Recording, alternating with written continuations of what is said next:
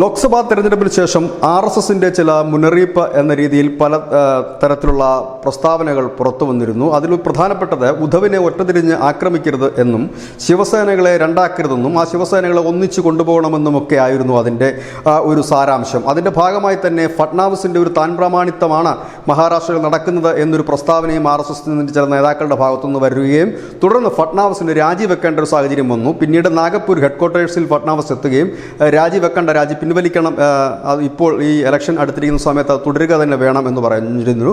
തുടർന്ന് ശിവസേനയുമായി ഒന്നിച്ചു പോകാനുള്ള ഒരു ആഹ്വാനമാണ് RSS നടത്തിയിരുന്നത്. ഒപ്പം തന്നെ ഇരുവിഭാഗം ശിവസേനകളെ ഒന്നിപ്പിക്കാനുള്ള നീക്കങ്ങളും RSS താഴെത്തട്ടത്തിൽ നിന്ന് തുടങ്ങിയിരുന്നു. അതിന് ഫലം കണ്ടു തുടങ്ങി എന്ന് തന്നെ വേണം നമുക്ക് ഇപ്പോൾ മനസ്സിലാക്കാനായിട്ട്.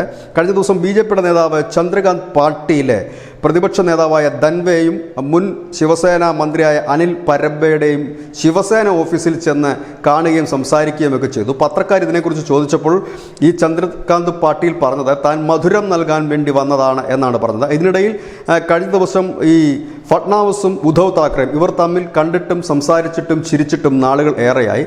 ഇവർ ലിഫ്റ്റിൽ വെച്ച് അല്പനേരം കുശലപ്രശ്നം നടത്തുകയും സംസാരിക്കുകയും ചെയ്തതും വലിയ വാർത്തയായി മാറിയിരിക്കുന്നു. ഏതായാലും നേതാക്കന്മാർ മുകൾ തട്ട് തൊട്ട് താഴെത്തട്ട് വരെ ഏതാണ്ട് ശിവസേനയുമായി അടുക്കുന്നതിൻ്റെ ഒരു സൂചനകളായിട്ടാണ് ഇപ്പോൾ ഇത്തരം വാർത്തകളെ ദേശീയ മാധ്യമങ്ങൾ കാണുന്നത്.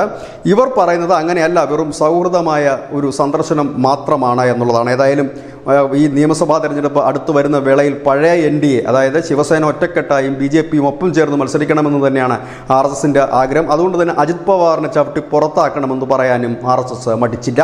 News desk, news India Malayalam.